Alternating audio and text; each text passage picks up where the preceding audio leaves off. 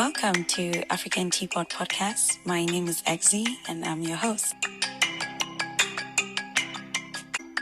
Journey with me through Africa's vast variety of culture, heritage, and discuss issues most African families face, both home and abroad. Make sure you add this podcast to your frequent podcast rotations and don't forget to share and follow this podcast. Hello, listeners, and welcome back to the African Teapot Podcast. It's me, your girl, Exie, and today we are going to be diving into our episode 2 of our series called Poverty's Long Shadow. Before we get into any recaps or anything, thank you guys so much for being on the other end. I was a little bit concerned if you guys would love the series since I really, I just kind of went with it when we decided to get into season 5. But I'm glad that you guys are actually interested in the topic or in the series. And yes, I have seen your emails and I think I have replied to everybody or DMs. I'm pretty sure I have. If I haven't, it's just an oversight, guys. But I'm trying as much as I can to reply and get back to you guys because it's been a long time. It's been very silent between season 4 and 5. And I want you guys to know I'm here. I'll reply to your messages whenever you get to me. And it's also actually rewarding to know that on the other end, you guys are interested in what I have to say, right? I was a little worried about it, but I'm glad that it's all turned out well and your input is greatly appreciated. Some questions or points that some of you suggested will definitely hit on that on maybe the very end of the series. There's 2 more episodes to go. Or if I see it relatable to the episodes that I have coming up, then we would put those in there.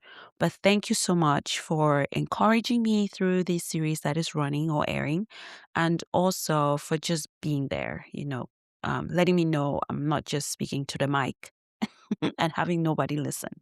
So thank you guys for being there. In our last episode, we talked about survival paradox, how we stay in a fight mindset even when the war is over. Well, today, we are going deeper into a specific role many of us were forced to play. In African homes, there is a title that carries more weight than any degrees. The titles often are responsible one, the firstborn, the third parent, first boy, first daughter, or the smart one. Today, we are going to be talking about parentification. You're wondering, Exie, what is this? But the moment your childhood ended because your family's survival depended on you becoming an adult too soon, my dear, you have been parentified. Again, I'm saying this in air quotes, okay? It's not an actual English word, at least I don't think. But it makes you wonder and think, and it makes you realize you're not alone. So think back to when you were 10. Most children are worried about games or homework. But for many of us, or for you, our worries were different. We knew exactly which day of the month the rent was due. We knew the tone of our mother's voice that meant there was no sugar left in the cupboard. In many of our communities, people would look at us and say, "Oh, she's so mature for her age," or "He's such a little man." We wore that praise like a badge of honor, honestly. But looking back, was it maturity or was it a survival mechanism? Parentification often happens when the roles are reversed, when the child provides emotional or functional support to the parent. In the shadow of poverty, this isn't a choice, it's a necessity. But it comes at a cost. The theft of a time when you were supposed to be protected, not the protector. There is a specific kind of parentification, guys, that happens in our homes most often. That is called the emotional labor. You become the referee in your parents' arguments. You become the shoulder your mom cries on when she's overwhelmed. You learn to suppress your own needs because you didn't want to add to the burden the family was already carrying. As a child, you became an accountant of energy.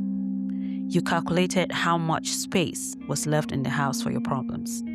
If the house was already full of stress, you kind of tucked your sadness away. You became invisible so the family could stay functional. But that invisible child didn't disappear, did they?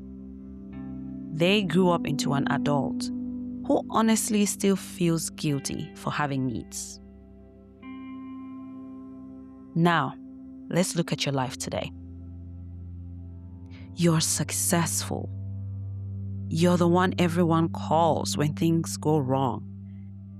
But are you tired? Many of us are experiencing early onset burnout because we've been parenting since we were 8 years old. We struggle to delegate. We feel like if we stop managing everything, our jobs, our siblings, our parents' finances, the world will collapse. This, my dears, is the long shadow of being the little manager. We don't know how to be led. We don't know how to be taken care of. We feel like love is something we have to earn by being useful. I want to tell you today, you have worked enough. You are allowed to be a person, not just a pillar. As we steep on this today, I want you to find a photo of yourself as a child, if you can. Look at that little manager and tell them, you did a great job. You kept us safe. You can go play now. I have got it from here. Healing from parentification means learning to be a child again, learning to say no, learning to rest, and learning that your value isn't tied to what you do for others. Let this sink in. Let us actually reflect on this. And guys, next time, we'll be talking about the debt of honor, the pressure of the black tax, and how to set boundaries with love.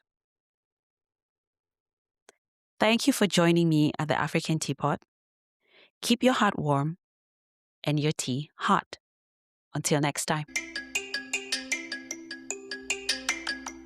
Thank you for listening and hope you join me for the next episode. You can always reach us via email at africanteapot@gmail.com and follow us on Instagram at African_teapot.